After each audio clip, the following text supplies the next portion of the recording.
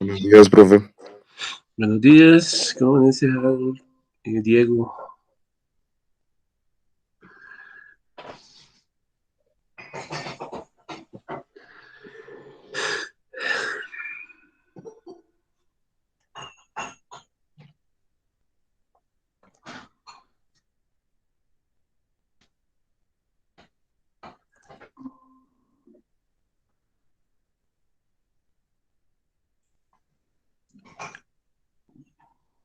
Diego Andrés,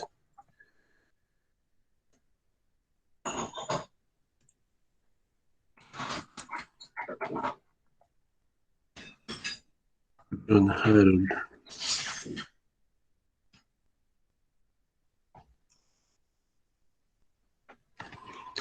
John Harold,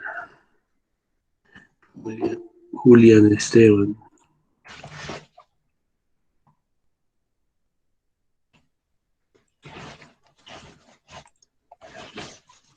Julián,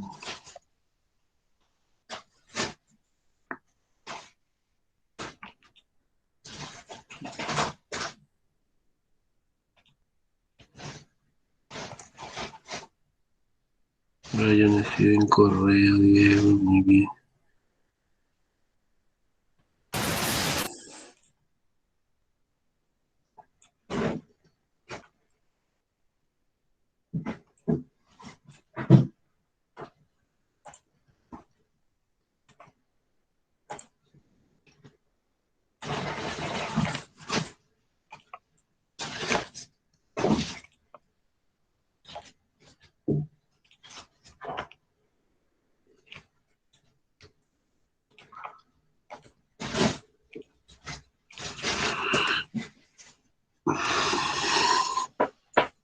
Perfecto, muy bien. Vamos a esperar que lleguen los compañeritos que faltan y ya comenzamos entonces.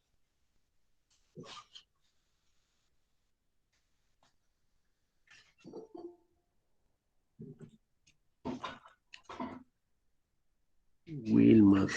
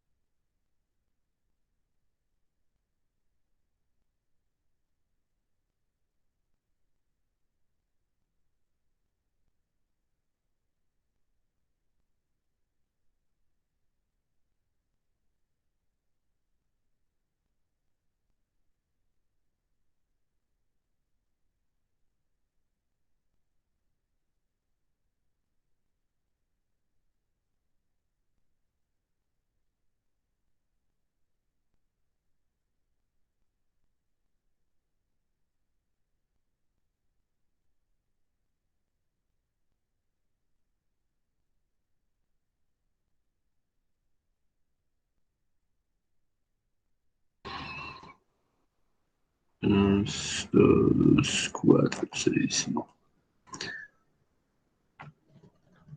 Ah, bueno, yo ya les había dicho que instalaran StarVML, ¿no? Yo acá lo estoy descargando.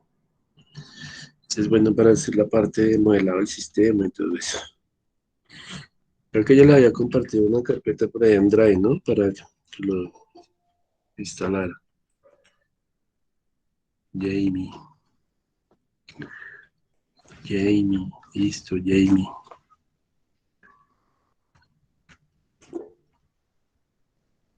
Listo, Diego, ok. Bueno, todavía nos faltan 4 compañeros. Bueno,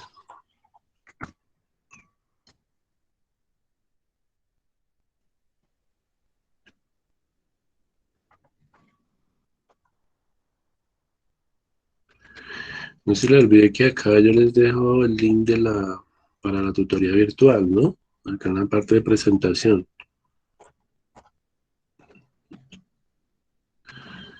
Los miércoles, ¿no? Miércoles de 5 a 6. Bueno, eso pues para cuando tengan dudas así de actividades que tengan que hacer. En la semana 1, bueno, tenemos la primera actividad, ¿no? Se vamos a poner acá las actividades que tenemos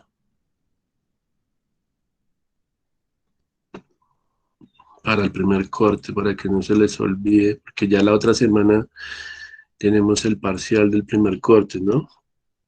La evaluación. Actividades, corte 1, llevamos hasta el momento. Entonces está eh, en semana 1, el link. En semana 1 está una actividad de metodologías ágiles, ¿no?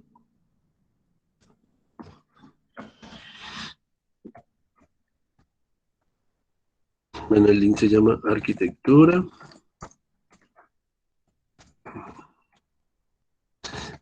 Actividad C1,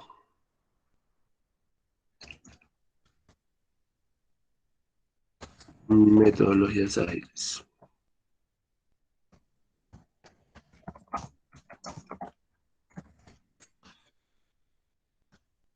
Listo.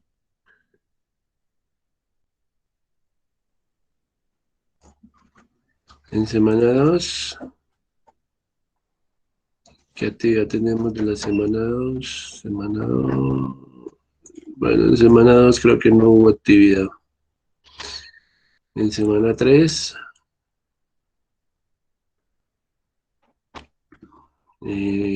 semana 3 tuvimos, sí, en la semana 3 quedó la de inglés que era la sopa de letras.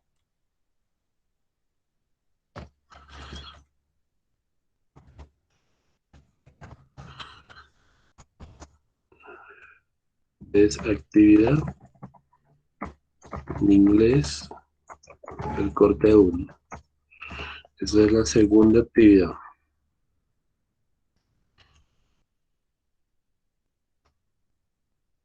Esa es la segunda actividad. Luego, la semana 4,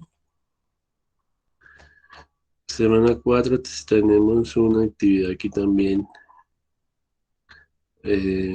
Vamos a colocarla. Semana 4, esa era la tercera actividad. Dice arquitectura, semana 4. Que esto era de modelar un software, parametrizar un software. Creo que era eso, aparte de los parámetros. Esa es la tercera actividad. Bueno,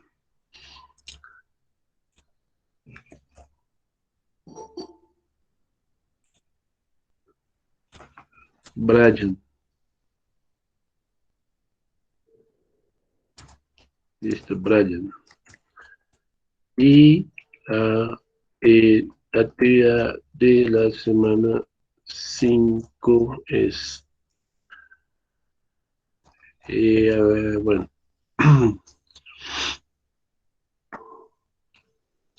actividad de biblioteca del corte uno.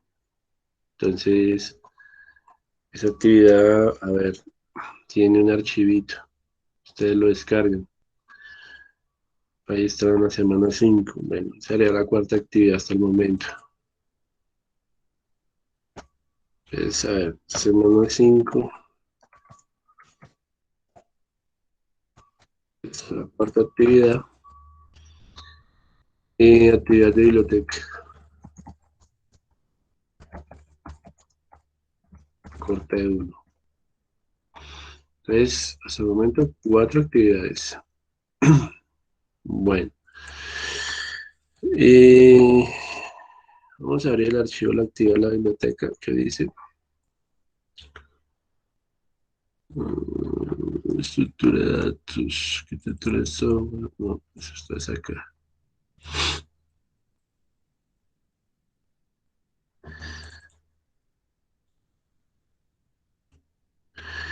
Entonces, arquitectura de software, arquitectura de software, ¿quién llegó? César.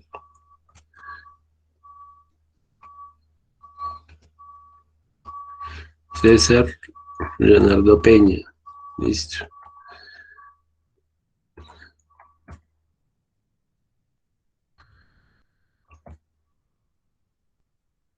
Vamos mirando la actividad de la biblioteca. Bueno, deben de tomar pantallazos, ¿no? El libro que consulten. Yo les dejé aquí pues dos libros para consultar.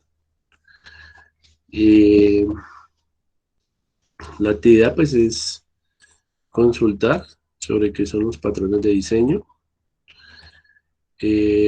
Consultar las categorías de los patrones de diseño y cuáles patrones pertenecen a cada categoría, explicarlo brevemente, qué es un patrón arquitectónico, cuál es la diferencia entre los patrones de diseño y los patrones arquitectónicos. Esa sería la actividad.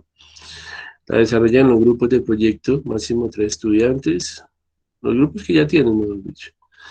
Eh, y deben utilizar normas APA, ¿no? Poner portadita, introducción, índice, conclusiones, bibliografía. Y ahí les dejo pues dos libros para que consulten, ¿listo?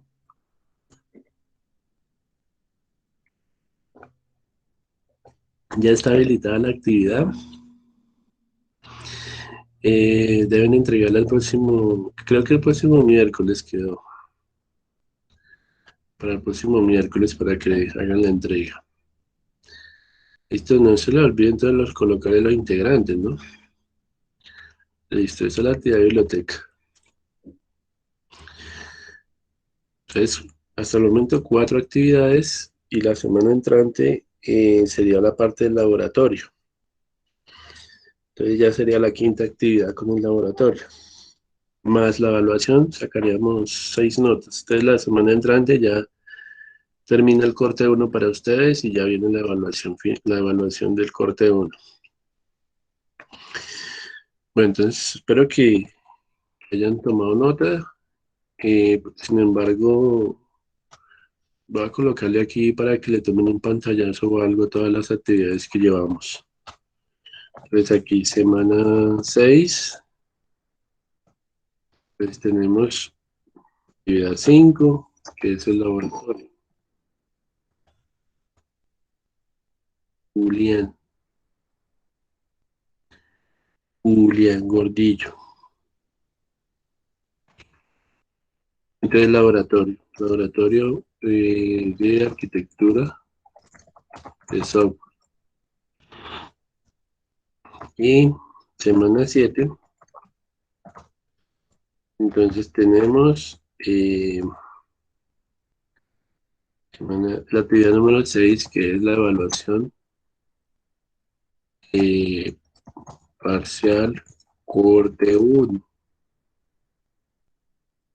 ¿Listo? Ahí está entonces las 6 actividades del corte de uno para que pues le tomen un pantallazo.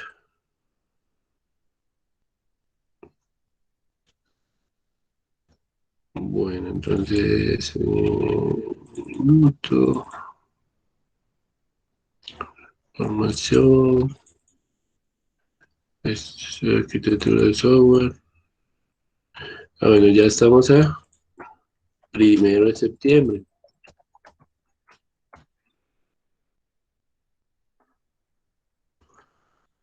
Eso. Aquí notas de clase. Septiembre 1, 2021.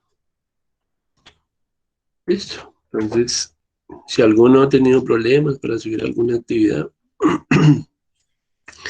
por favor me lo hacen saber a través del representante del grupo, ¿no? Que el representante del grupo es Julián, ¿no? Julián.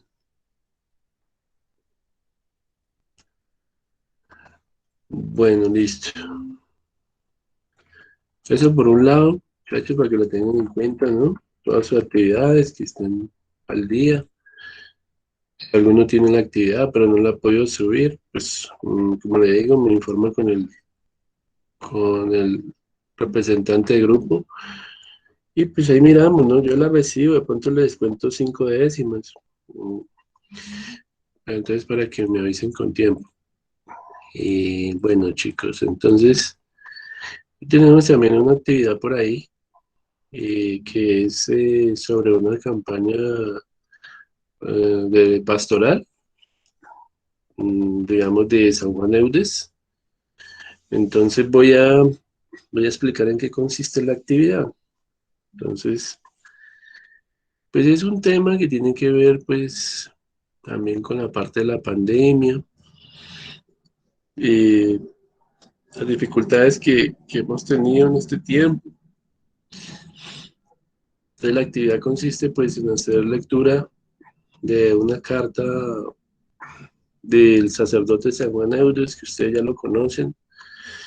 Él es un francés que vivió, pues, o estuvo en la época del siglo XVI, siglo XVII, y que pues fue uno de los misioneros sobre los cuales está fundamentada la Universidad Minuto de Dios. ¿Sí? Los principios de él, los valores de San Juan Eudes, son los que ayudaron digamos, a crear pues la institución basado en esas creencias que él tiene. Entonces, pues hay una carta que pues no es propiamente de él, pero alguien la escribió y tomó algunas de las frases célebres que el sacerdote pues siempre argumentaba. Entonces, pues la idea de esta actividad pues es como sensibilizarlos a ustedes en cuanto a nuestra problemática actual. Ustedes saben que la universidad pues siempre se preocupa por esas cosas, ¿no? Porque nosotros tengamos pues esa fe en Dios.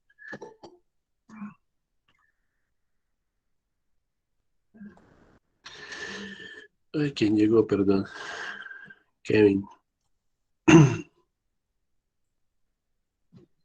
Sí, o sea, la universidad es bonita porque pues ella siempre se preocupa por la espiritualidad de todos ustedes. Yo sé que pues en ustedes hay un corazón muy grande y pues eso es lo bonito de la parte universitaria porque muchas veces cuando usted esté en la parte empresarial, usted trabajando por allá, eh, va a ver que pues el ambiente es diferente porque usted en una empresa pues ya hay un nivel de exigencia más alto, un nivel de competitividad. Pues las empresas sí, ellos le van a pagar bien, eso se sabe, le van a dar muchas cosas en la parte económica, pero a veces se quedan cortos en la parte espiritual. Entonces, a veces es un entorno de trabajo hostil el que se vive en las empresas, porque pues ellos no tienen tanto tiempo para dedicarse a este tipo de cosas, ¿ya? Que es, digamos, prestarle atención a la vida espiritual. Entonces yo entiendo eso. Yo he trabajado también en parte de desarrollo y he hablado con muchas personas también, en donde me dicen, uy, los ambientes a veces en las casas de desarrollo son muy estresantes, como que a veces no hay una calidad de vida, se trabaja bajo presión todo el tiempo, todo es dinero, todo lo que hay allí es dinero, es producir, y no hay tiempo para Dios ni para... ¿Sí? Entonces, la vida universitaria, al igual que por ejemplo el SENA, porque yo he trabajado mucho en el SENA, tiene esa diferencia de que se cultivan los valores, los principios, la ética, todo ese tipo de situaciones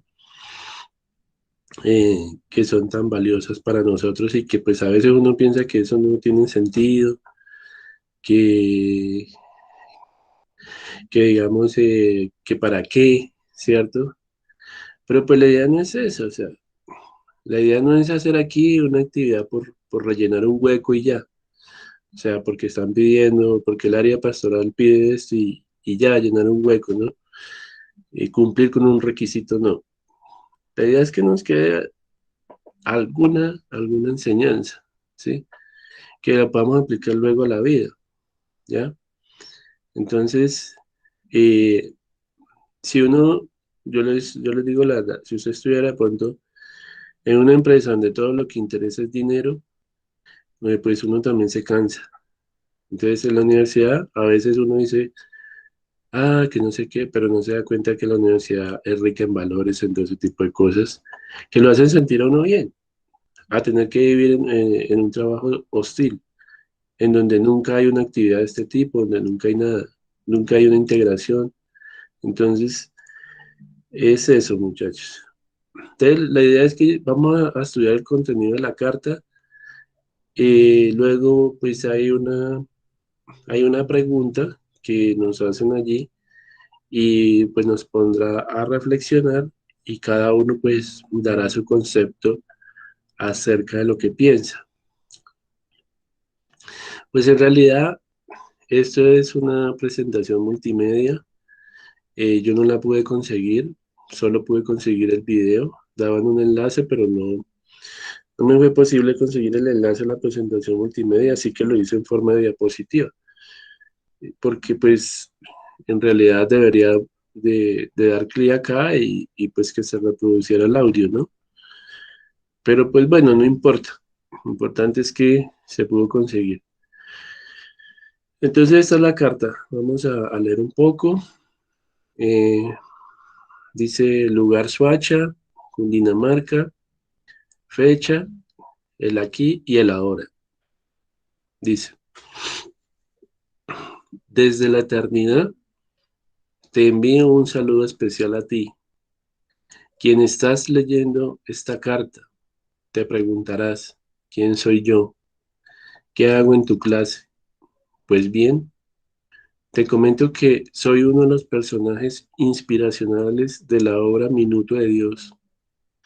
Incluso fundé la Congregación de Jesús y María, comunidad en donde se formó como sacerdote el hombre que ideó algún día esta tu universidad. Sé que el último año y medio no ha sido fácil.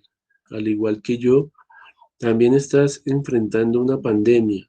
Incluso yo también enfermé a causa de la peste que azotó a Francia entre los años 1627 y 1631. ¿Sabes?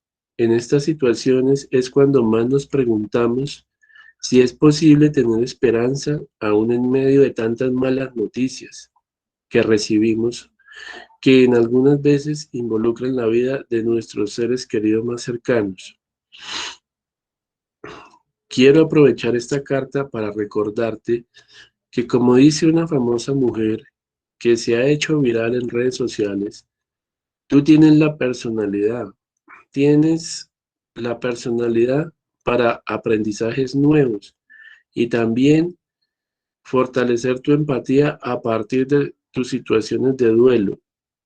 Cuando tuve que enfrentar la peste, también sentí tristeza, soledad, impotencia, pero fue la confianza en mí y el buscar soluciones lo que me permitió salir adelante y tener la personalidad de ser misionero. No olvides tener presente que tu voluntad de ayudar a quien atraviesa por momentos de duelo es significativa cuando la conviertes en acciones. Fue así como hablé de Jesús sin hablar de él a quien lo conocía. Hacerlo no es fácil, pero qué bueno es esforzarse y sentirse parte del cambio. El 19 de agosto cumplí 341 años de haber muerto, pero no te asustes, no estoy aquí por un conjuro. Estoy aquí porque permanezco vivo a través de las acciones que, inspiradas en el amor de su corazón, personas como tú realizan para transformar vidas. Me alegró saludarte. No pierdas la fe y la esperanza en la dificultad. Con cariño y buena energía para ti y tus proyectos. San Juan Eudes, tu antecesor en la misión. Bueno, ese es el mensaje que nos dan aquí en esta carta. Pues acá eh, quiero que reflexionen y para que ahorita pues me puedan dar un concepto acerca de lo que perciben ustedes. Eh, bueno, la pregunta dice lo siguiente. Teniendo en cuenta la carta, eh, ¿cómo crees que San Juan Eudes nos orienta para fortalecer nuestra espiritualidad a partir de una situación de duelo,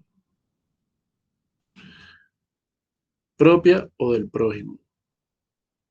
Bueno, pues aquí nos dicen que cómo hacemos cómo nos orienta el misionero para que podamos fortalecer esa espiritualidad que hay en nosotros, a partir de una situación de duelo o de dolor, ¿no?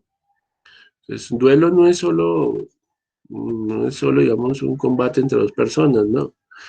También cuando nos referimos a duelo, nos referimos al dolor propio o al dolor ajeno, ¿no? Que podemos sentir, digamos, ante una crisis o una problemática. Entonces, pues, eh, ¿cómo nos fortalecemos? Pues si hay un reconocimiento del por qué y para qué las cosas.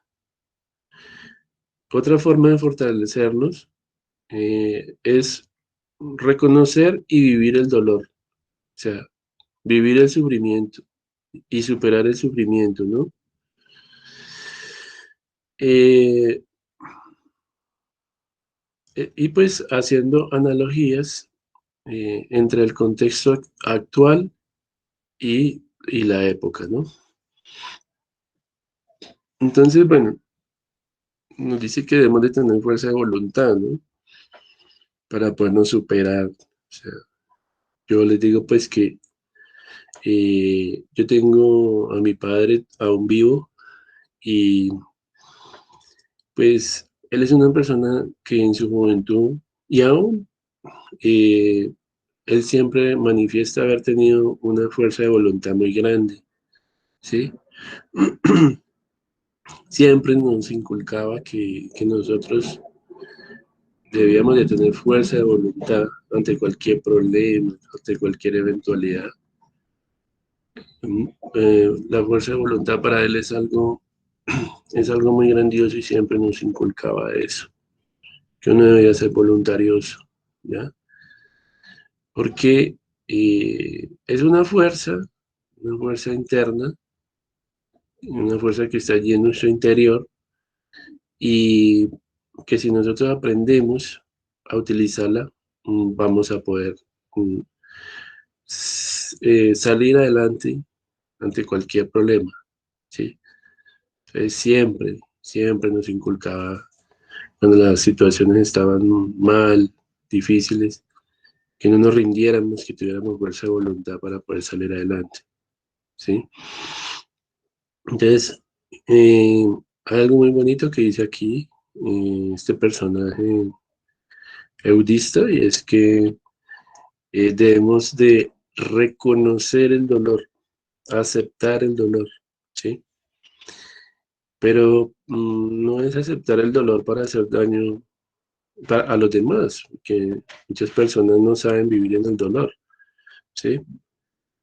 Eh, Hay muchas personas que cuando sienten dolor asesinan, personas que cuando sienten dolor hacen mal al prójimo, son vengativos y hacen todo este tipo de cosas. Eso es no saber vivir en el dolor, ¿sí? En el sufrimiento. No, el dolor hay que reconocerlo, hay que soportarlo, hay que ser más fuertes que el dolor para poder superar cualquier tipo de inconveniente. Entonces, eso es algo que debemos de saber, ¿no? Que el dolor no es algo para destruir, ¿sí? O al contrario, el dolor lo debemos de enfocar para construir cosas positivas. Eso hay algo que dice que no debemos de desearle a los demás lo que no deseamos que nos hagan a nosotros, ¿cierto? Entonces, pues, esa es una forma eh, de evitar que nosotros en un futuro nos convirtamos en personas malas, ¿sí? ¿Qué es lo que convierte a una persona en un criminal? El dolor, ¿cierto? Entonces, si no sabemos superar eso, no estamos preparados para la vida, de lo que yo entiendo. Entonces, bueno, voy a dejar la carta aquí, voy a dejar la carta aquí para que ustedes la puedan visualizar. Y entonces ahora sí voy a escucharlos. ¿Y cuál sería pues su concepto acerca de esta pregunta? De cómo San Juan Eudes nos orienta para que podamos fortalecer nuestra espiritualidad a partir de una situación de dolor. Entonces, dejo la pregunta ahí y los escucho. A ver, vamos a tener un espacio de 5 o 7 minutos para escucharlos.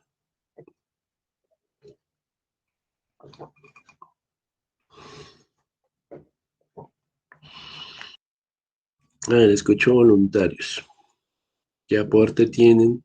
Yo sé que ustedes, sus palabras son muy valiosas, ustedes tienen mucha experiencia ya en la vida, han conseguido muchos valores, muchas enseñanzas a través de su núcleo familiar.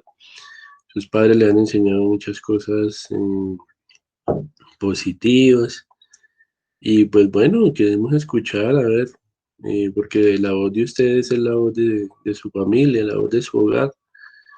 Entonces, lo que ustedes nos van a decir ahora es fruto de la enseñanza de sus padres. Entonces, a ver, hay experiencias muy bonitas que contar. Los escuchamos, muchachos. Wilmar, a ver. Bueno, buenos días, profe, buenos días, compañeros. Digamos que en este caso, pues lo que leíamos ahí, pues creo que la reflexión que podemos tomar ahí es, digamos que es importante tener fortaleza en cualquier momento, especialmente en aquellos espacios o aquellos momentos difíciles que de una u otra forma se nos presentan. También pues que con la ayuda, con la fe y con la ayuda de Dios las cosas nos salen mejor sin dejarse caer en aquellos momentos tan difíciles.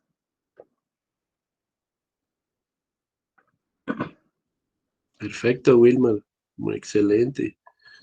Muy bien, muy valioso. Él nos habla pues de que en los momentos más difíciles lo primero que debemos de buscar es a Dios, y eso es cierto.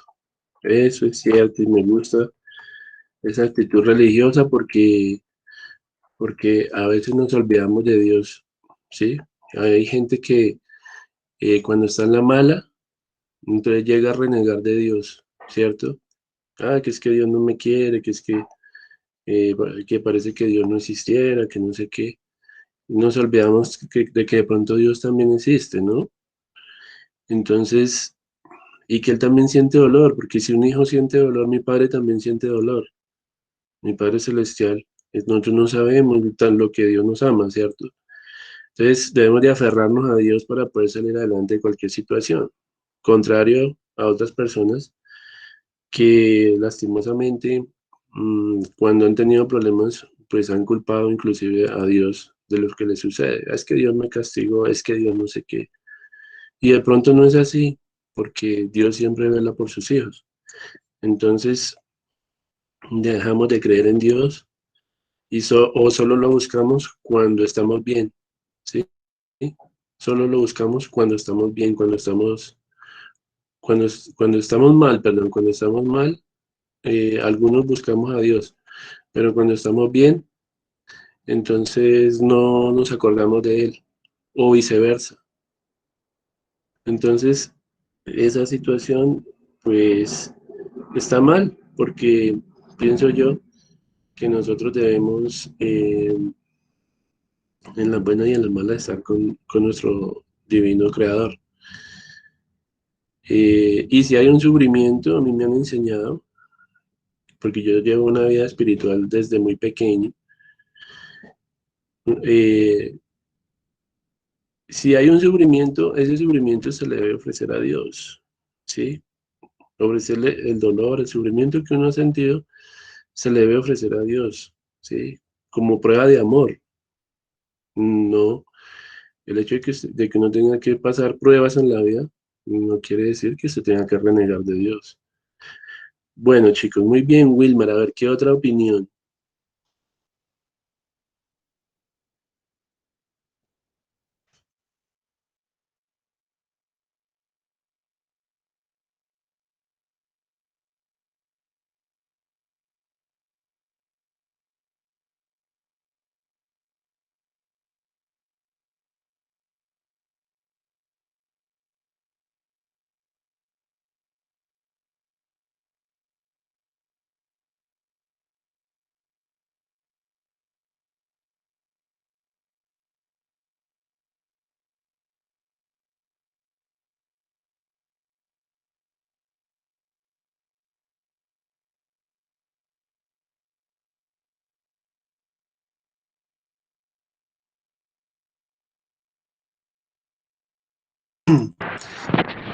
Profe, Sí, yo para dar mi opinión, sí, listo. pues que uno siempre tiene que confiar en uno mismo y pues también tener como esperanza o contar con Dios para salir de las dificultades.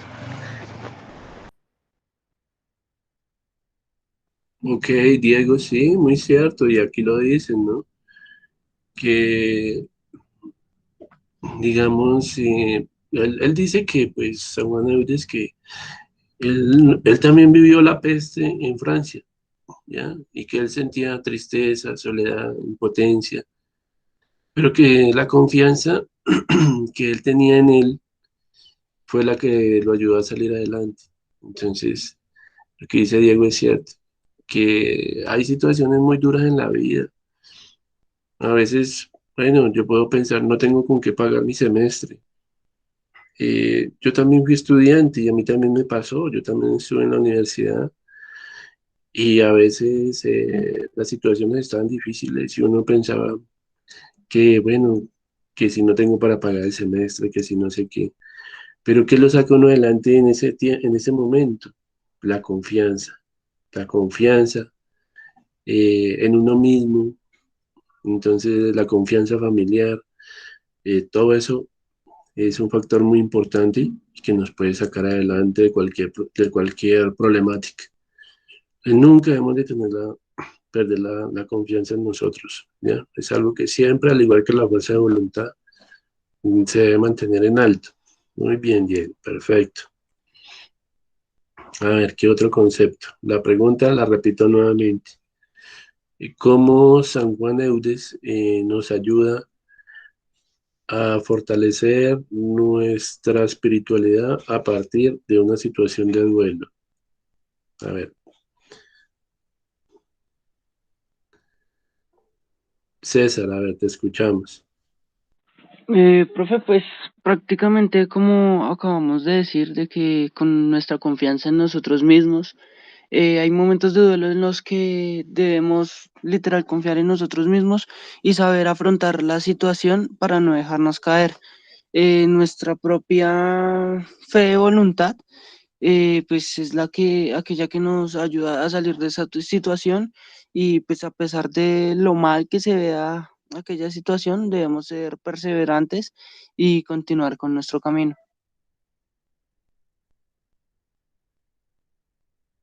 Perfecto, muy bien. Sí, claro.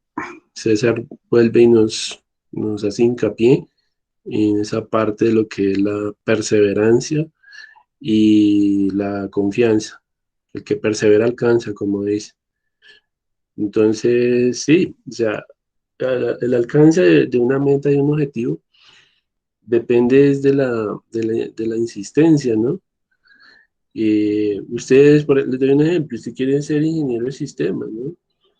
Pero eso no es posible si usted no es perseverante. Aunque ustedes, aunque ustedes no lo crean, ustedes son personas sumamente perseverantes, porque de hecho no estarían aquí. Entonces, eh, eso, ¿cómo van a ser ingenieros siendo perseverantes? ¿Ya? ¿Cómo van a tener un hogar un día, una esposa, unos hijos siendo perseverantes? ¿Sí? ¿Cómo van a tener un empleo algún día siendo perseverantes? Entonces es algo que es inherente a- al ser humano, ¿sí? Y que debemos de ponerlo mucho en práctica.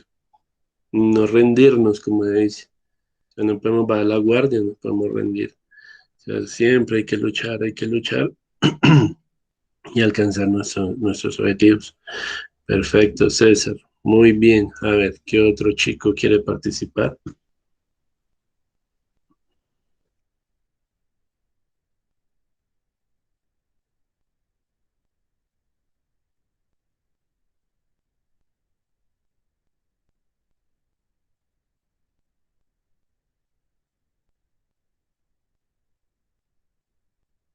A ver, en ustedes hay mucho conocimiento.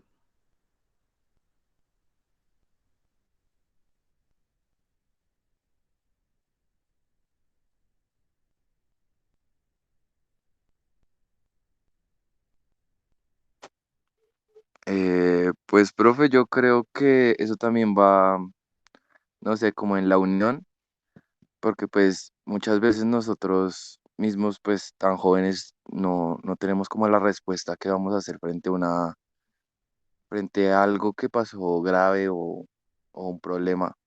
Muchas veces acudimos, obviamente, a Dios, a tener fe, a tener como paciencia en esos momentos difíciles, pero pues también estamos apoyados, no sé, de nuestra familia, de nuestros seres conocidos, de nuestros amigos que también pues nos brindan como ese impulso, ese apoyo, pues para salir de una situación difícil y pues en esa unión pues se genera más fe, se genera más fuerza y, y pues debido a eso también se puede salir adelante porque pues ya se tiene un objetivo claro y se busca progresar y así se estén pasando momentos difíciles, así se estén pasando eh, por un momento de enfermedad o algo así, pues la unión también puede ayudar a pasar ese trago amargo, digámoslo así.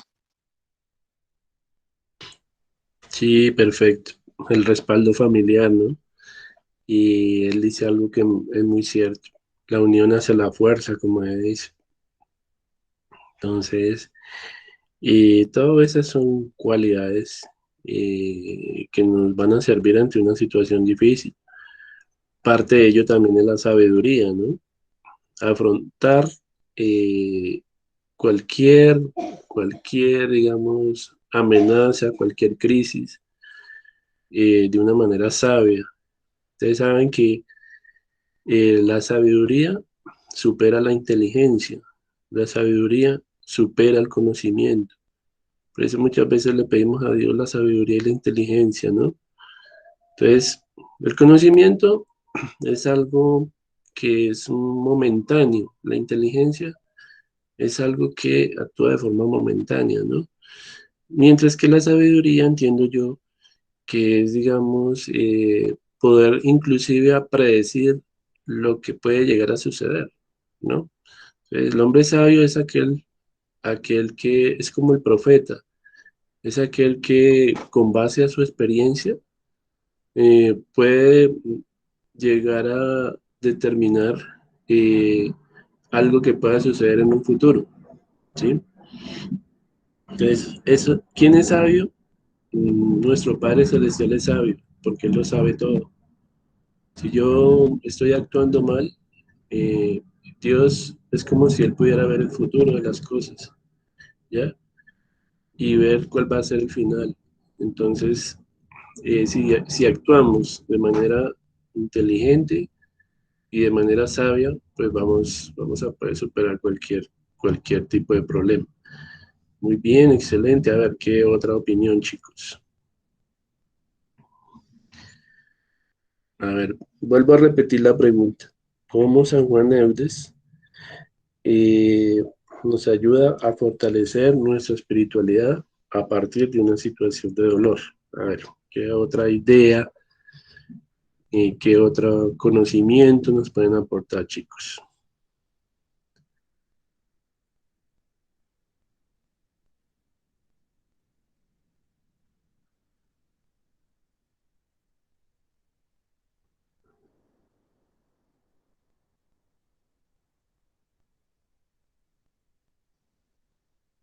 A ver, escuchemos a alguna dama, alguna chica. A ver, escuchemos a Jamie. Jamie estaba por aquí. Jamie se desconectó. Bueno, vemos solo. Bueno, listo. A ver, ¿quién otro? Esto es muy importante, muchachos. Aunque ustedes no lo crean, esto los fortalece mucho a ustedes en su estudio, y porque esto es una familia. La universidad es un segundo hogar para ustedes, ¿ya?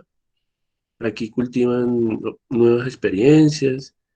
eh, esto es una unión, este tipo de reuniones, como decía el compañerito, eh, este tipo de reuniones eh, les sirven a ustedes para fortalecerse, para adquirir más confianza, eh, poder, digamos, sentir que son parte de una familia, que es la universidad. Entonces, esto es una integración, o sea, entre docentes, entre estudiantes, eso es integración. Uno siempre debe tener esa capacidad. Cuando usted llegue a una empresa, o donde sea, porque ustedes van a tener muy buenos proyectos de vida, van a tener que integrarse, ¿sí?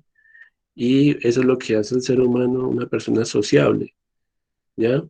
Y eso pues requiere una evolución, de un desarrollo, y para esto hacemos este tipo de actividades. Hay universidades donde no las hacen, hay universidades donde no se preocupan tanto por eso, ¿ya? Donde usted llega es a estudiar y a comer libro, como se dice, pero digamos actividades como las que hace la Uniminuto, eh, pues en muy pocas universidades se ve esa parte donde la parte humana tiene tanto valor.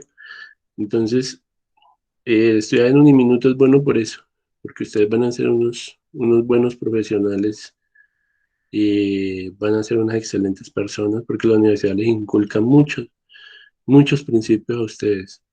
Yo he estado en muchos colegios. Cuando estuve en la parte del SENA, y aún trabajo con SENA, me tocó recorrer como 13 colegios acá en Bogotá, ¿sí? Y les cuento que la calidad de vida o el nivel de vida depende mucho de estas cosas, ¿sí?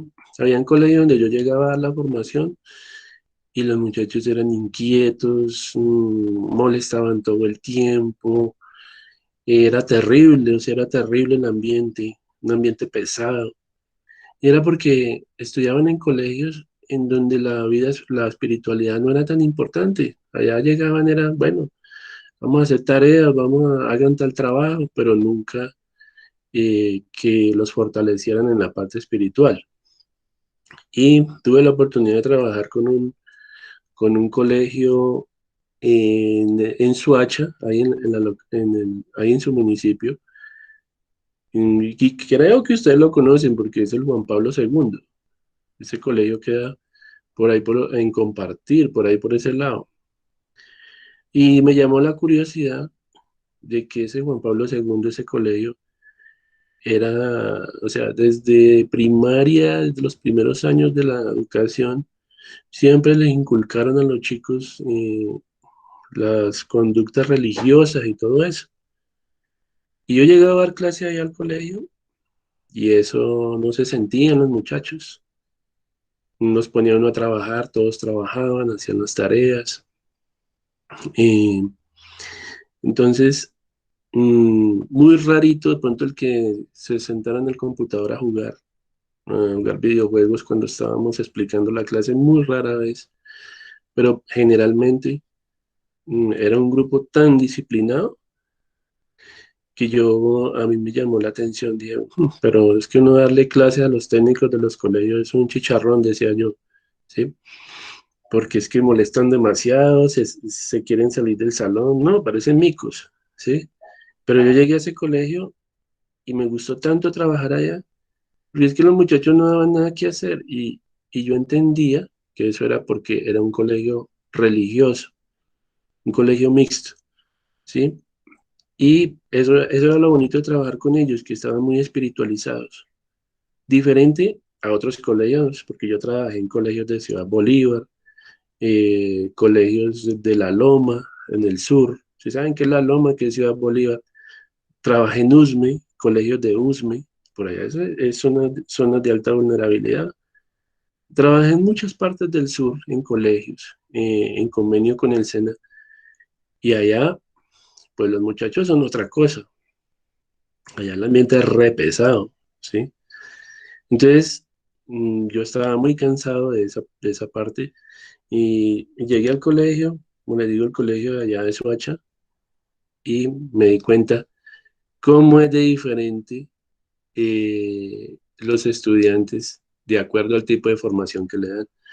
Entonces, ustedes como profesionales, chicos, ustedes van a ser personas muy íntegras y, y eso lo reflejarán porque pues yo veo que la institución hace mucho, es muy enfática en esa parte. Listo, chicos, a ver, una última opinión y ahí sí para dar el tema de hoy que les tengo preparado. Entonces, a ver, ¿quién me puede aportar algún tipo de conocimiento el día de hoy con respecto a la presentación que hicimos?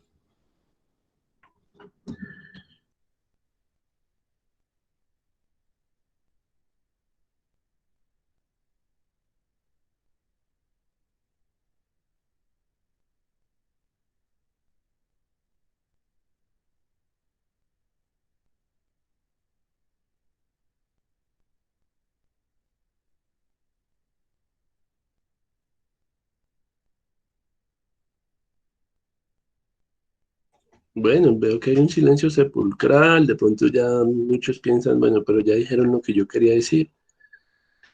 Entonces, bueno, lo importante es que ustedes me digan, bueno, ¿cómo se sintieron el día de hoy? A ver, ¿cómo piensan que fue la actividad? Así resumiendo, ¿piensan que este tipo de cosas les sirven a ustedes, no les sirven? A ver, Profe, pues yo pienso que pues estas actividades no se hacen a menudo y sirven como para uno reflexionar y pues ser consciente de algunas cosas que uno muchas veces deja pasar por alto y pues se enfoca más en otras cosas, entonces no le presta tanta atención como al espíritu y demás cosas. Entonces pienso que eso sirve pues para eso, mucho. Perfecto, sí, como tú dices, es algo muy enriquecedor, aunque uno no lo crea. Mire, uno a veces tiene tantos problemas que, que uno anhela este tipo de cosas. Cuando uno está bien, cuando uno, por ejemplo, usted no está pasando por una enfermedad terminal, ni nada de ese tipo de cosas, eh, pues uno dice, bueno, no, yo estoy bien, a mí para qué me hablan de Dios. Porque hay gente que es así. A mí para qué me hablan de Dios, a mí no me hablen de esas cosas, me háblenme de trabajo, háblenme de plata, háblenme de dinero, pero porque está bien. Pero cuando usted tiene, por ejemplo, como dice la lectura, usted tiene un familiar enfermo, tiene su mamá enferma, su papá enfermo, o un hermanito enfermo, eh, ahí es cuando usted quiere que la gente lo ayude, que la gente se apiade de su mala situación. Y ahí es cuando verdaderamente uno ve la necesidad de hacer estas cosas, ¿sí? Pero cuando uno está bien, a uno no le importa nada. Pues no puedo decir que no nos importe nada, todos no pensamos igual. Pero como dice él hace un llamado a la conciencia, ¿sí? Luis Fernando hace un llamado a la conciencia. Entonces, exacto, de eso se trata, ¿sí?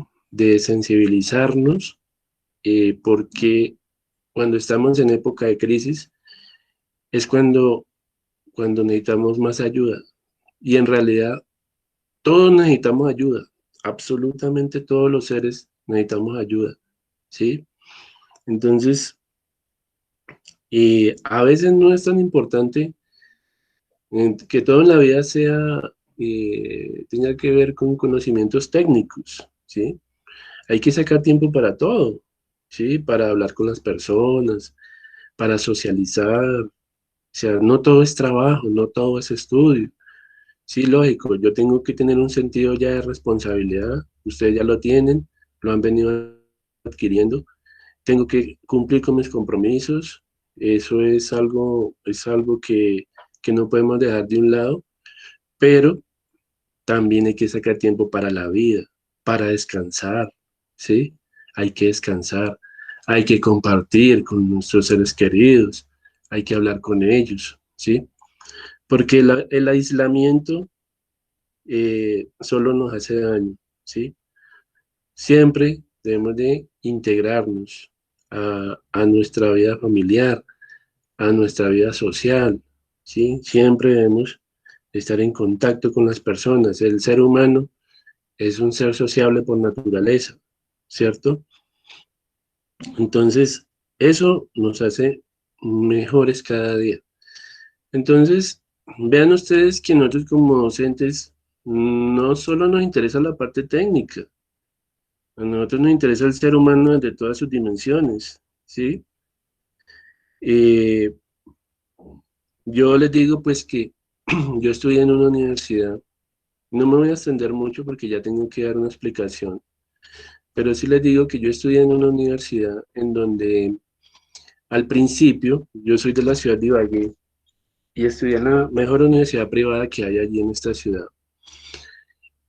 Y al principio en esa universidad, los profesionales que ellos sacaban, que los egresados que ellos, digamos, eh, que la universidad en sus promociones, digamos, sacaba, iban a empresas, pero ¿qué pasaba? Eran ingenieros que si llegaban a trabajar, no saludaban a nadie, no le daban la mano a nadie.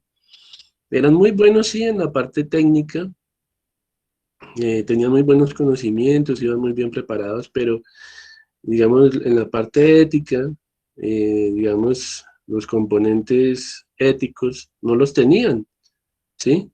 Entonces, eh, eran personas muy hostiles en un entorno de trabajo, no socializaban. Entonces, uno debe ser una persona con excelentes relaciones interpersonales. Ellos no tenían esa parte. Los entrenaban solo en la parte técnica. Entonces, no tenían, por ejemplo, la capacidad de resolver conflictos, ¿sí? Entonces, entraban en disputa con, digamos, los jefes. Entonces, eran personas que poco duraban en una empresa. ¿Por qué? Porque es que a uno lo tienen que formar desde todas las áreas, desde el área espiritual, de la parte moral, bueno, que usted llegue a una empresa, tiene que saludar a la gente, tiene que hablar con la gente, tiene que ser sociable, tiene que ser proactivo, tiene que ser, bueno, todas esas capacidades que a ustedes les forman desde el nivel psicológico y todo eso, uno debe de ser íntegro. Hay empresas que no le interesa tanto que usted sea excelente en la parte técnica, ¿sí?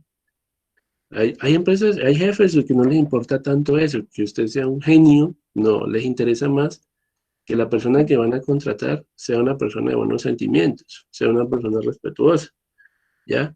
Para ellos es más valioso una persona que les puede durar 5 años, 10 años, que no es tan brillante, a una persona que es brillante pero es grosera, ¿sí? Que no tiene modales, ¿sí?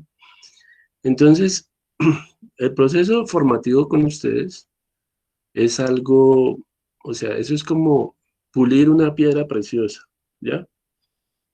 Que la experiencia nos ha enseñado que formar o capacitar a los estudiantes requiere de muchos conocimientos, de muchos factores, ¿ya? Entonces, hoy en día, la universidad en la que yo estudié forma o capacita personas ya con un nivel de integralidad mucho mayor, un nivel de idoneidad superior, ¿sí? No son lo mismo los ingenieros que genera la universidad hoy en día a los que se generaban hace 20 años o 30 años, los cuales llegaban a una empresa y les dolía saludar a una persona, a un compañero de trabajo, ¿sí? Entonces, esa es la actitud, muchachos. Entre mejor personas sean ustedes, más trabajo van a conseguir, ¿sí? Créame que si usted llega a cualquier empresa, cualquiera se amaña con usted, ¿sí? Porque usted es un gran ser humano. Entonces, pues eso es lo que se busca, muchachos, fortalecerlos en todas las áreas. Entonces, bueno, yo voy a dejar ya la explicación por aquí y los felicito. Espero que todo esto los haga crecer y los haga ser mejores y que en el mañana pues ustedes puedan dar la mejor versión de sí mismos, ¿sí? Entonces, como pueden ver, a nosotros no solo nos interesa, como les digo, la parte técnica, sino también la parte humana. Entonces, eso es lo mucho que la universidad nos inculca a nosotros, el amor por los estudiantes y pues lo podemos ver reflejado en este tipo de actividades. Bueno, chicos, entonces era eso. Entonces ahí pueden conocer un poquito más de lo que es el profesor Fran, eh, nosotros también somos seres humanos, nosotros no propiamente somos aquellos castigadores o aquellos verdugos de ustedes, no. Nosotros si les exigimos es por el bien de ustedes, ¿ya? Porque sabemos que para poder alcanzar un nivel de superior, un nivel de ingeniería, pues hombre, nosotros somos formadores y nos toca sí o sí exigirles, ¿ya? Pero exigirles de una manera justa, eh, de una manera, digamos, muy humana. Eso es lo que pues nosotros queremos proyectar en ustedes, muchachos. Bueno, chicos, entonces, ahora sí voy a pasar al tema que nos compete, que es ya pues la parte de arquitectura de software. Espero que se hayan sentido cómodos el día de hoy. Yo tengo que pasar un informe de la actividad. Ah, bueno, se me olvidaba algo. Tienen que resolver una encuesta. Ya les voy a dar el enlace. De cómo les pareció la actividad, ¿listo?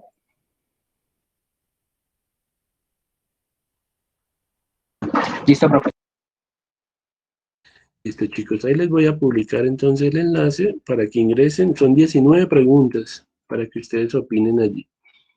Ahí lo acabo de colocar en el chat. Entonces, si quieren, ya pueden irla resolviendo. Y yo también la voy a resolver porque no la he contestado. Pueden comenzar, chicos.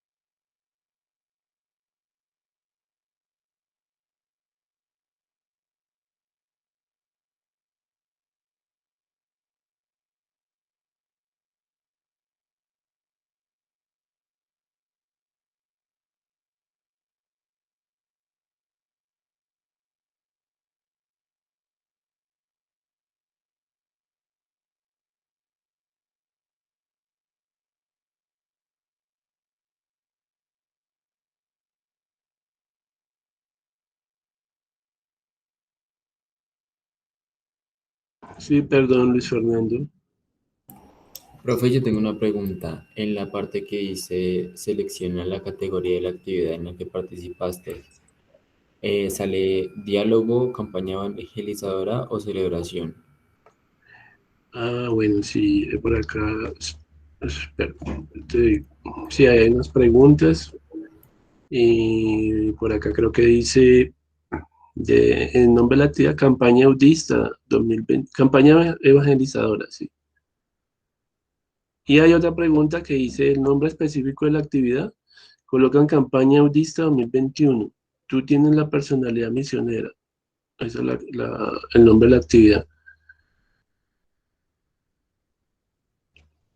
Y hay otra tercera que dice, la actividad contó con el apoyo de otra área, entonces seleccionan otro y le dicen cuerpo docente Uniminuto Suacha.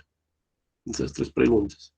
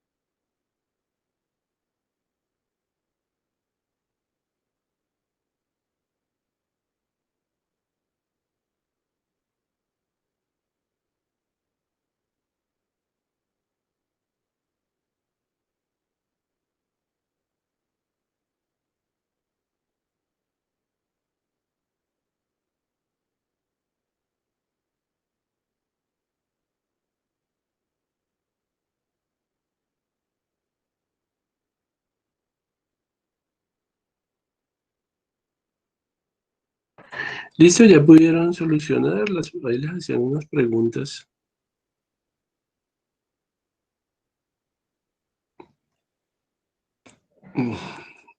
De 3 preguntas claves, que era colocar campaña evangelizadora, campaña audista 2021, yo tiene la personalidad misionera, y cuerpo docente en un minuto de Suacha. Listo, muchachos. Mientras termino, entonces alcanzo a explicar alguna de las temáticas. No se les olvide que para esta semana tienen la actividad de biblioteca, ¿no? Ahí está en la semana 5. Bueno, voy a abrir acá un PDF.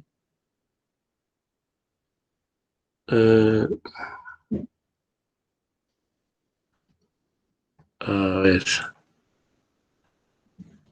estábamos leyendo.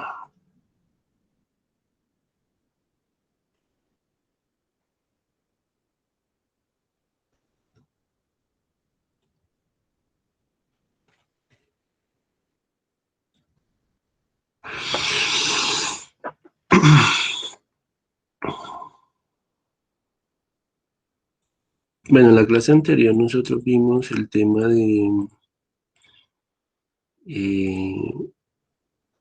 los géneros, ¿no? Los géneros arquitectónicos, ¿sí? Nosotros por allá habíamos hecho pues la pirámide, es que no recuerdo dónde está, pero hablamos de diseño arquitectónico y los géneros arquitectónicos, que pues era el nivel más alto de la pirámide, ¿no? Decir si la plataforma, el sistema que vamos a diseñar es de inteligencia artificial, si es comercial y no lucrativo, si eh, pertenece al sector de las comunicaciones, si era contenido de autor, la parte de contenido multimedia, si era, digamos, la parte de dispositivos móviles, tecnología móvil, o si tenía que ver con la parte de entretenimiento y deportes, si era software para el sector financiero, o si era software para videojuegos o software para el gobierno. También había otra categoría de géneros arquitectónicos que eran los sistemas operativos. Y bueno, entonces, perdón, básicamente eso eran los géneros, pero también tenemos estilos arquitectónicos y hay que saberlos diferenciar.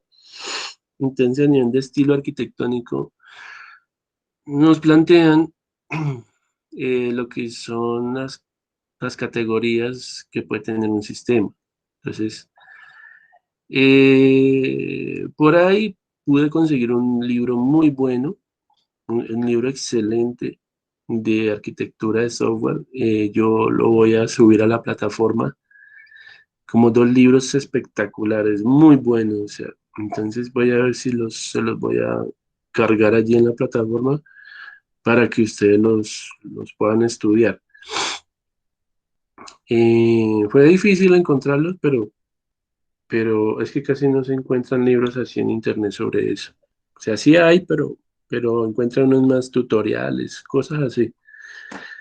Bueno, entonces, los estilos arquitectónicos tienen unas categorías, por ejemplo, cuando es un conjunto de componentes, o sea, como una base de datos o módulos del sistema de información. Cuando hago referencia a un módulo, un sistema, acuérdense que pues yo les decía, en la parte del modelo funcional se encuentran, o sea, en un sistema de información tenemos 2 modelos, modelo funcional y modelo no funcional.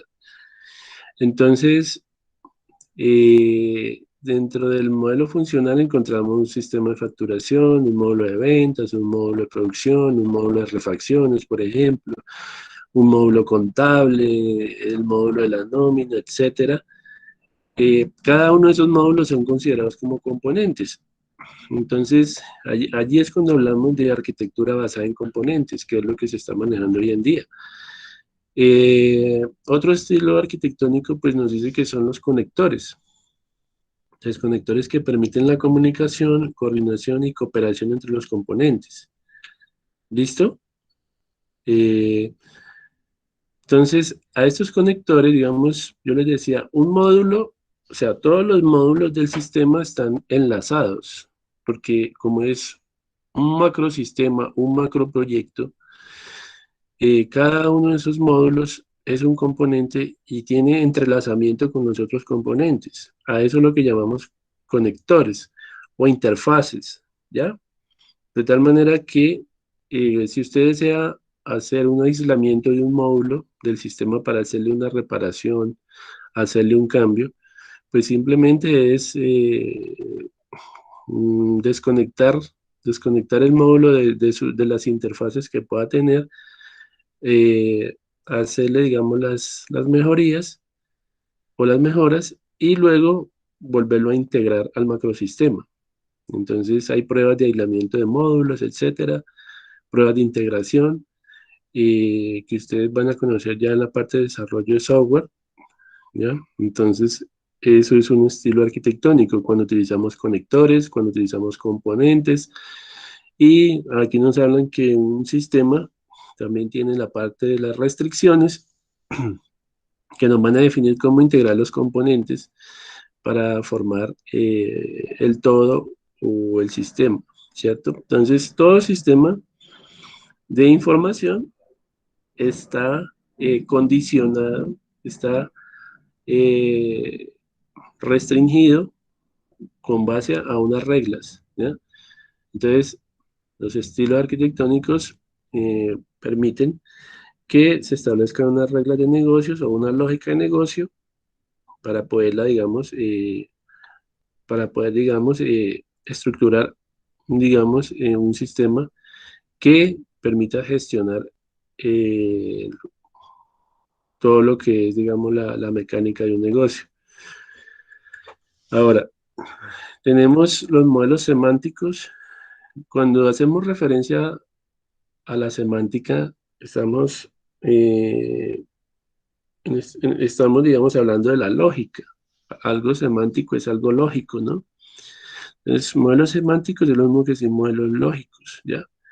Que van a permitir al diseñador del sistema entender las propiedades generales de ese sistema, y esas propiedades, pues sabemos que son las partes constitutivas, ¿no?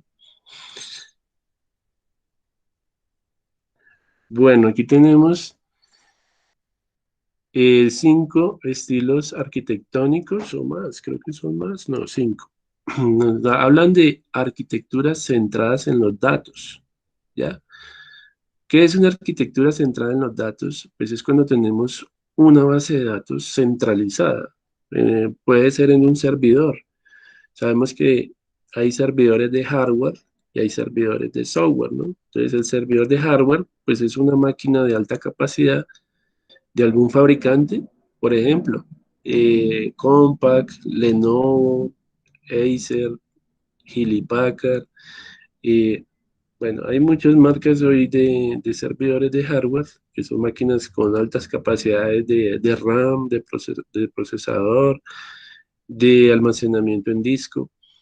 Entonces, hablamos de una arquitectura cliente-servidor. Recuerden que hablábamos de una topología en estrella, y en el centro de esa estrella está nuestro servidor, nuestro equipo principal, que es el que contiene el repositorio de datos o la base de datos, a la cual unas máquinas o estaciones de trabajo que están en los extremos se tienen que conectar y hacer peticiones o solicitudes de recursos, ¿no? Entonces, eso es una arquitectura centrada en los datos. Ese es un estilo arquitectónico, ¿no? Arquitecturas de flujos de datos. Entonces, bueno, ¿cómo va a viajar la información de un módulo a otro en el sistema, ¿no? Entonces, el flujo de datos explicábamos que había una técnica que eran las tuberías y filtros. Eso lo expliqué en la clase pasada. Decíamos que las salidas de un proceso podían ser las entradas de otro proceso, porque los procesos en sí están encadenados. Si tenemos una empresa, la empresa tiene áreas y departamentos, y en cada área pues tendrán un módulo de la aplicación, y ese módulo maneja unos procesos, y los procesos pues nos van a generar como salida, por ejemplo, un informe, unas variables ya procesadas, y que pueden alimentar otro proceso que está, digamos, sincronizado dentro de esa área.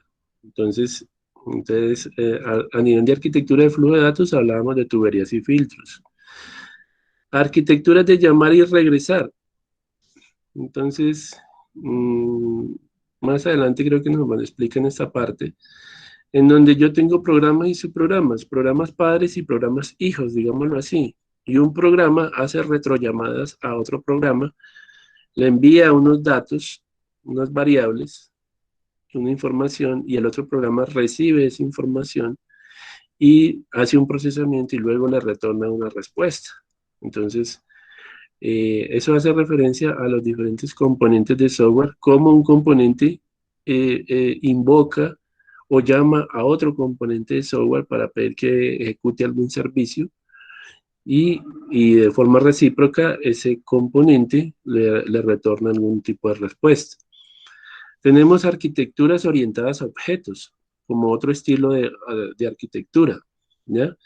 Entonces, el arquitecto de software, pues él tendrá que decir, bueno, ¿bajo qué plataforma o bajo qué lenguaje vamos a desarrollar nuestra aplicación? Bueno, vamos a utilizar un lenguaje orientado a objetos, entonces en ese caso, ahí diría él, bueno, utilicemos Java, utilicemos Python, utilicemos C++, utilicemos Ruby, utilicemos Perl, alguna herramienta PHP que permita manejar el enfoque o el paradigma de la programación orientada a objetos. Pues sabemos que PO es un enfoque que hoy en día se utiliza en la mayoría de aplicaciones, ¿no? Por ser uno de los más compactos, digamos, idóneos en la parte de desarrollo. Otro estilo arquitectónico, pues, es la arquitectura basada en capas, ¿no? Entonces, ustedes saben que hoy en día el software es multicapa o multinivel, ¿sí? Hablamos de un patrón MVC, por ejemplo, que es una arquitectura de 3 capas, en donde hay un modelo, una vista y un controlador.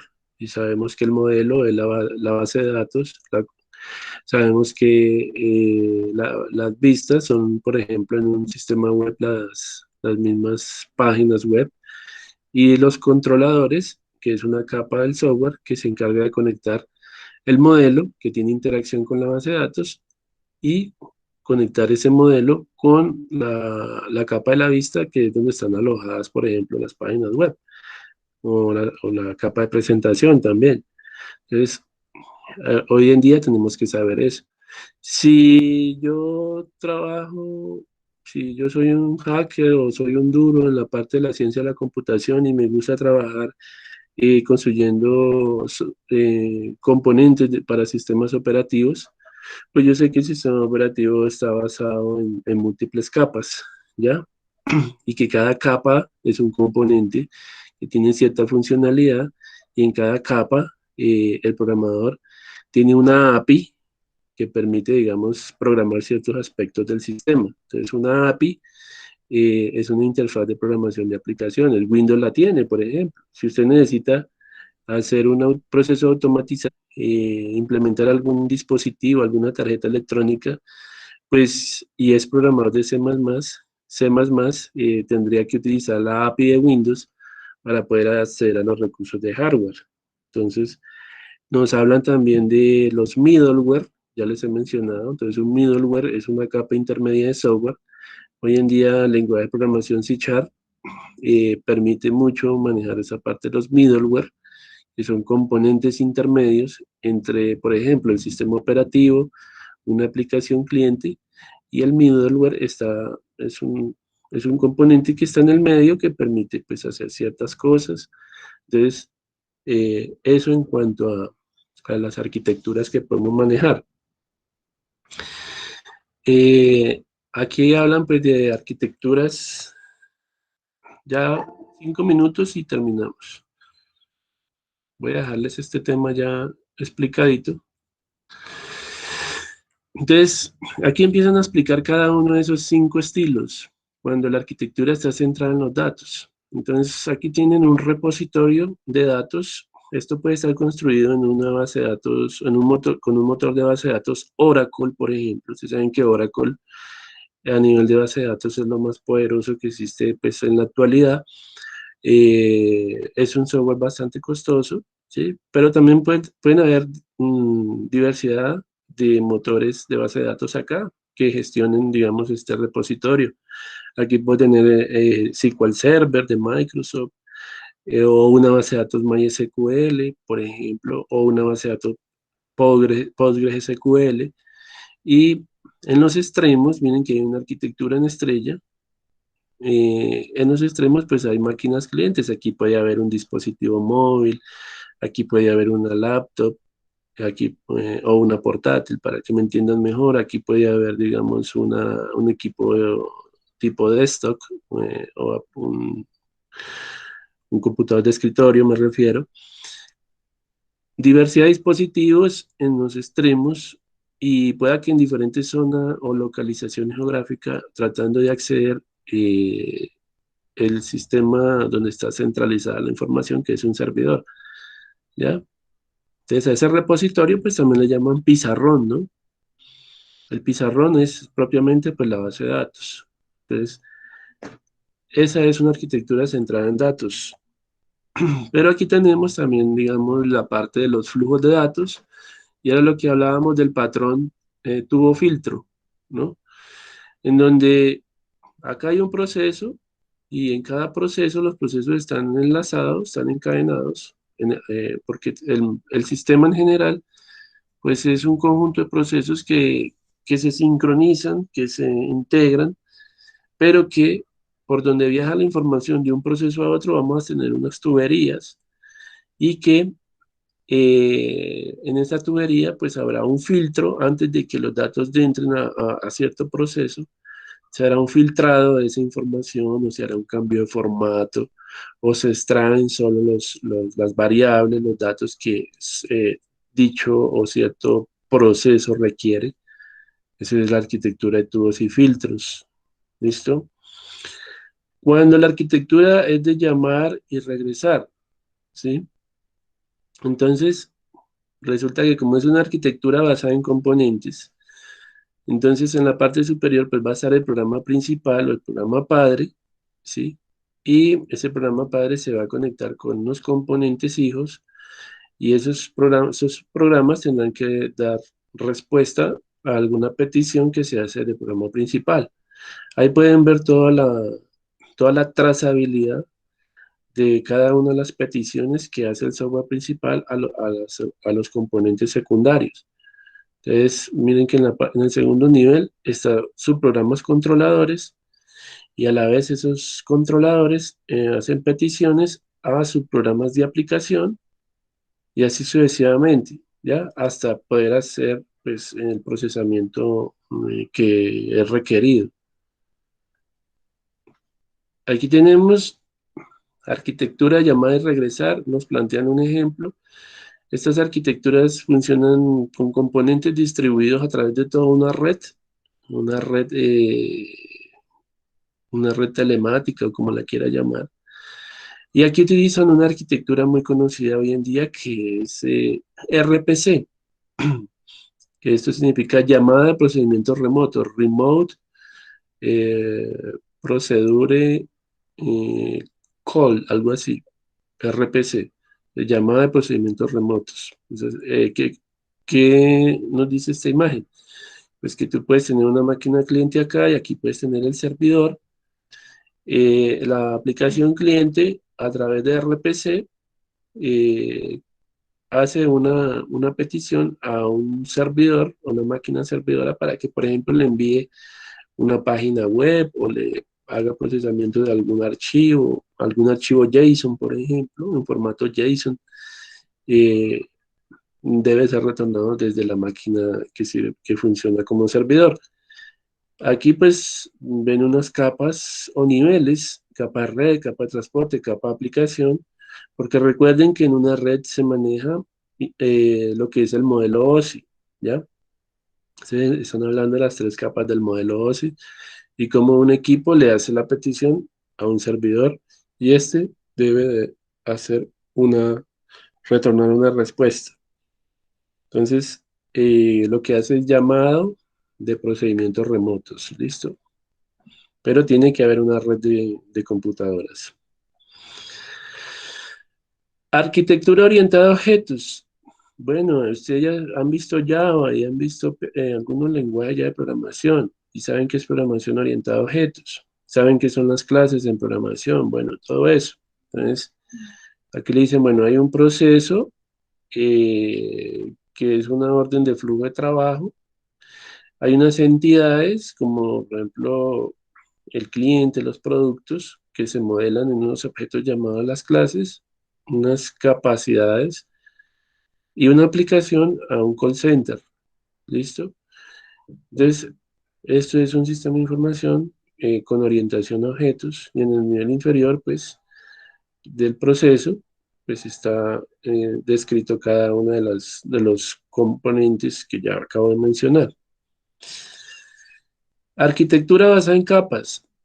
Entonces, se define un número de capas para el software. Entonces, hay una capa núcleo, pueden ver acá. Después hay una capa de utilerías y cada capa tendrá sus archivos, ¿sí? Una capa de aplicación y una capa de la interfaz de usuario. Entonces, estos son componentes de cada capa, o sea, subprogramas o algoritmos en cada capa que tienen ciertas funcionalidades. Entonces hablan de que hay una capa externa, que hay una capa muy interna, que es el núcleo, o lo que llamamos el core. Toda plataforma de software tendrá su core, tendrá su núcleo o tendrá su kernel, ¿cierto? Y habrán unas capas intermedias también que pues van a brindar ciertos servicios. O sea, cada capa tendrá unos servicios de utilerías que pues serán, digamos, aprovechados por el programador a través de una API de programación, una API que proporciona el programador que construyó la capa. Entonces, siempre que usted construya la capa, eh, esa capa brindará unos servicios y será accesible a través de una API. O sea, ¿una API qué es? Es un conjunto de librerías de código, por ejemplo, que el programador puede en determinado momento llamar la librería, importar la librería dentro de su proyecto para poder utilizar todas las funciones de la capa. ¿Listo? Bueno, yo los voy a dejar por acá, muchachos. Ya los patrones arquitectónicos sí los dejamos para la próxima clase. Eh, no se les olvide entonces que tenemos una actividad de biblioteca. Entonces, espero que pues todo este conocimiento ustedes lo aprovechen al máximo. No se les olvide que la otra semana también tenemos la evaluación, ¿no? Vamos a ver si la damos para el lunes o para el miércoles. Eh, todo depende. De todas maneras, estén preparados, chicos. Listo, no sé. Profe, ¿Sí, que Luis? hable el compañero, que hable el compañero. A ver, ¿quién tenía pregunta? No, Luis, creo que no hay más. Pues me pareció que alguien más preguntó. Es que yo tenía una duda con eso, que si el parcial, digamos, el de arquitectura y el de sistemas operativos iba a ser lunes y martes, porque el día miércoles tengo una cita, entonces pues sería incómodo resolver el parcial desde el celular o algo así. Entonces eso era lo que quería saber, si está programado para el lunes o martes o si me toca reprogramar la cita. Bueno, ustedes me dirán si el lunes o el miércoles. A ver, para ustedes, ¿qué piensan mejor, lunes o miércoles? ¿Lunes? Luis pues lunes, ¿no? Sí, profe, si para mí es el lunes me queda perfecto, pero no sé mis demás compañeros de pronto que digan que es muy pronto, pues Pues como por colaborarle a Luis, ¿no? Tampoco va a ser tan difícil, o sea, tienen que leer todos los documentos que están en la plataforma para el parcial. Listo, entonces, lunes, dejémoslo para el lunes. Listo, muchachos, entonces yo les pongo que ustedes desean presentarlo el lunes. Y les voy a poner lunes, el lunes estamos aquí. 6. Lunes 6 de septiembre. Listo. Quedamos así. Listo, muchachos. Entonces ya se pueden desconectar. Son las 8. Bueno, nos pasamos un poquito, pero era por la actividad que teníamos el día de hoy. Entonces, pues desearles que tengan un feliz día, muchachos. No sé si alguien me faltó por asistencia. A ver, Elena, como que no llegó, y David Cantor tampoco llegó. Creo que no. Listo. Listo, muchachos. Gracias, profe, hasta luego. Bueno, felicidades, Listo, muchachos. profe, hasta luego. Bueno, vale.